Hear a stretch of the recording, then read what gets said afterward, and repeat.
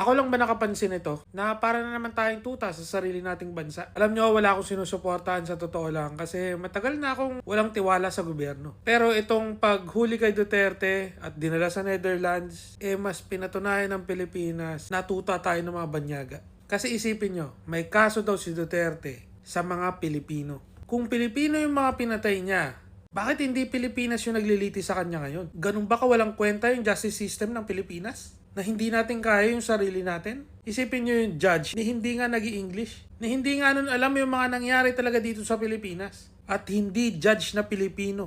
Na kung saan alam niya yung mga nangyari sa termino ni Duterte. Kung ganito na hindi natin kaya yung sarili nating bansa, no? Hindi natin kayang litisin yung sariling problema ng bansa. Maging probinsya na lang tayo ng China o ng US. Ganon din naman Yung mga nakaupo, puppet lang rin naman Para lang rin sa sarili nila yung iniisip nila. Well, naglabas lang ako ng saloobin ko, no? Tama kayo, mali ako. Hindi ako abogado nyo.